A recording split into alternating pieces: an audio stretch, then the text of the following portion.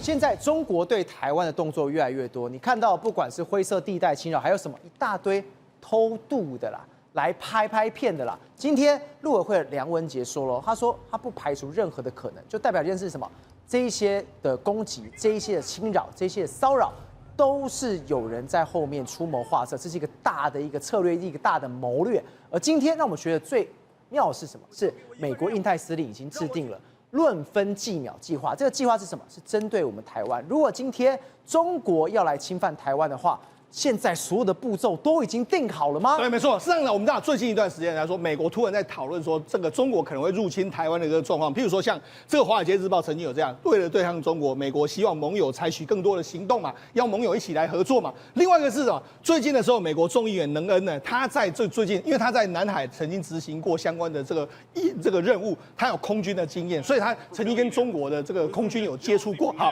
那他说什么呢？因为他对军事有一些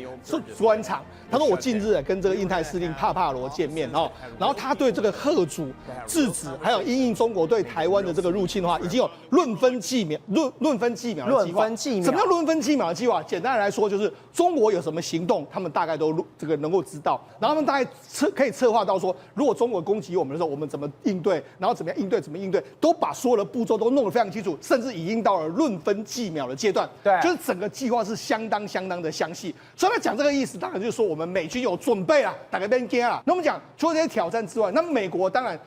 也在注意习近平的一举一动。对，你看这是什么？这是最新的消息。美国国家情报总监巴拉德，他在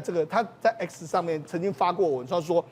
习近平的女儿曾经在哈佛领取这个奖学金，因为我们知道说哈佛最近跟川普闹得很不愉快嘛，就他就丢出这个的话，当然就是也有要剑指哈佛大学的状况嘛。他说习近平呢给他全额奖金是给习近平的女儿习明哲这全额奖金是成绩单优秀，还是为了要取悦共产政权，就这样一个状况。当然他抛出这个来说，当然是炮打哈佛大学，因为哈佛大学跟川普杠上嘛。不过你看他这个还有另外一个用意，什么用意呢？你看，因为哈佛大学很贵，大家都知道啊。你看这个大学费用要5万多块，然后如果你还要再加一些住宿什么，你一年这个一年度至少要8万多块，所以加起来还有他如果这个习明哲当然还要保安什么一大堆，他可能超过100万美金以上。那习近平你薪水不是才几千块一个月嘛？那怎么有可能负担？那所以他抛出这个有些程度来说，要怎样？就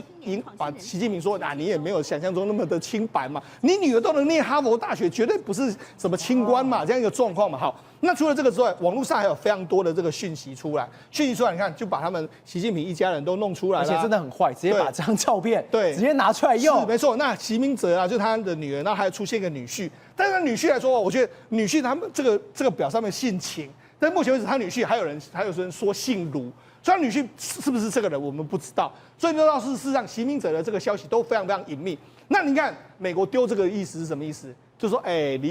这个习近平，我都在看着你女儿什么动作我都知道。如果你还不乖的话，搞不好未来会丢出更多的致命性的这个证据，让你习近平呢吃不完兜着走的一个状况。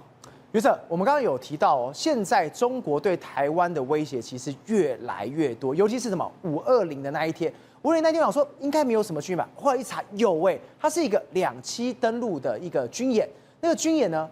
你后来跟我们讲，你10分钟这么短的时间，人家在哪里部署什么舰艇，全部都画出来了。因为它是在海边啦，所以呢它非常好找，而且就是说它的2栖训练场其实就是6到7个。对，那每一个训练场呢，我都已经看过30几次了，至少30几次，所以基本上就是它有一些地理特征，就是一看到就知道是在那边这样子。那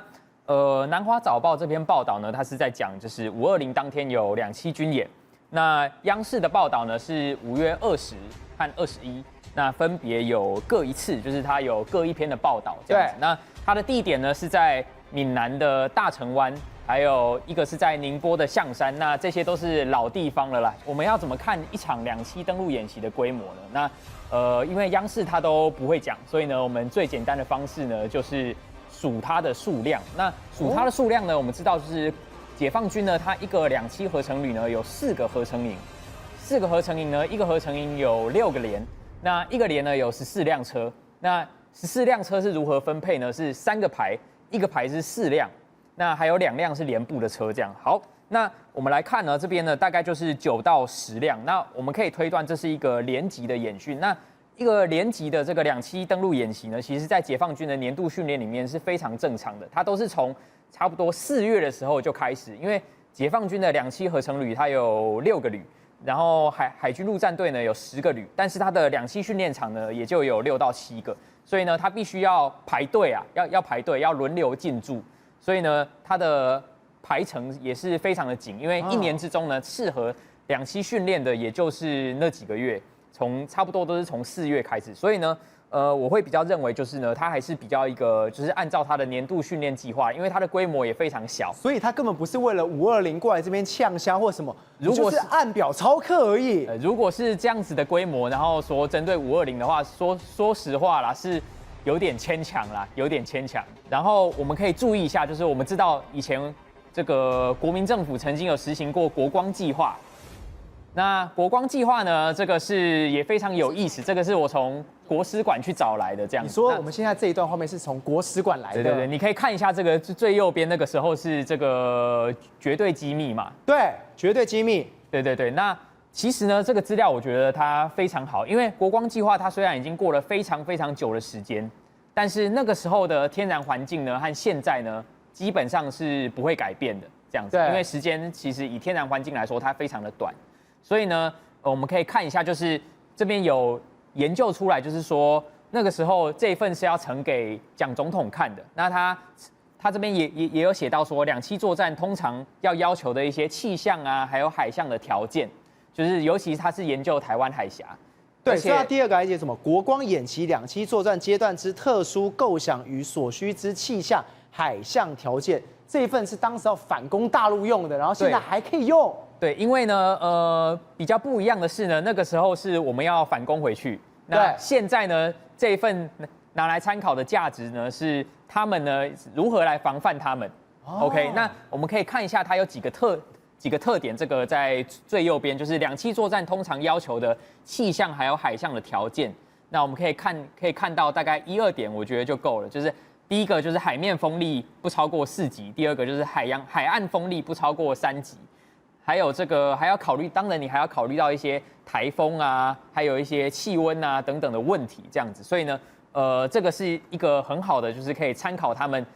为什么会在某一些时间，就是每一年这样子固定呢实施2栖登陆训练，这个是有原因的。不管呢装备呢如何进步呢，这个环境的条件始终是这个2栖登陆作战呢它非常有必要考虑的一件事情，这样子。而且尤其是我们上次有讲到的这个最佳登陆日时，我有看到一些留言，就是呢，其实我们那一份的这个最佳登陆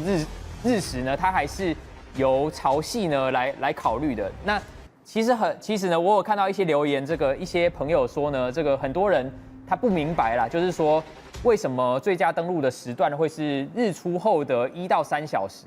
因为呢，这个日出后的1到3小时呢，它为什么会在这个时间呢？因为它要利用黑夜，然后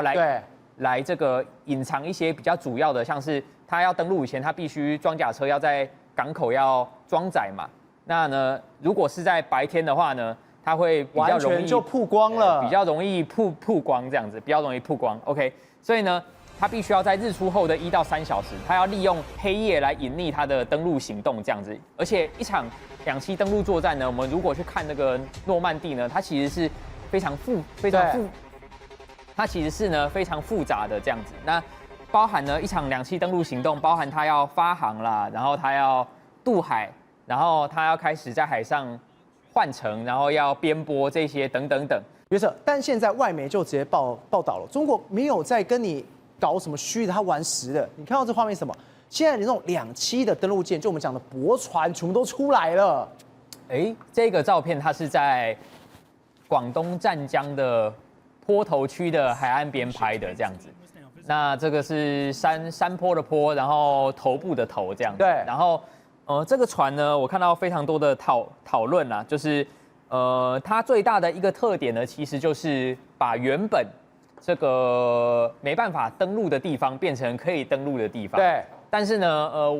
我觉得它还是没有在两岸的这个，如果它今天要遂行对台湾的这个登陆作战啦。它还是没有办法起到一个就是扭转局势的一个因素，因为呢，它有几个限制呢，就是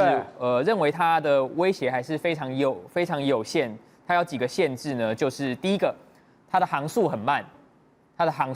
那第二个呢，它的架设需要时间。对，那2栖登陆它是非常紧凑的，就是呢，你的地面部队第一次踏上敌人的土地，这样子，它是非常争分夺秒的，它没有时间让你这样子慢慢的架桥这样子。还有这个第三个呢，对，它必须呢要搭配这个滚装货轮，就是它必须呢要跟滚装货轮这样排站这样子，滚装货轮在离岸最远的地方，然后它从滚装货轮的这个后面呢，这样接到这个滩岸上面。所以它今天这么慢，或者是有它的上面的限制，它今天就成为一个靶子吗？因为船速呢，只要越慢呢，就是它会在海上暴露很长的一段时间，那让国军的这个反舰飞弹呢有时间可以攻击它，而且呢，这个我们的海锋大队它都是用发射车呢，它只要隐匿在这个民间的工厂啊，然后树林啊，然后披个这个伪装网啊，等等等，所以呢，这也可以说明，就是海军近年的这个建军作为是非常正确的啦。就是那话说回来呢，就是这个驳船呢，所以它还是有它的一些限制，而且最重要的一点就是呢，我天天呢看这个解放军的演训任务，我从来还没看过他把这个驳船实际的运用到他的登陆演习上面，从来都还没看过。哦，所以呢，他连只是拿出来摆拍的而已。他只有在这个我们刚刚讲到的这个湛江的东部的滩岸边呢组装过一次，他只有在那边实际组装过一次。但是呢，如果要说这个部队呢使用它来做登陆作战的这个相关训练，还没看过这样子。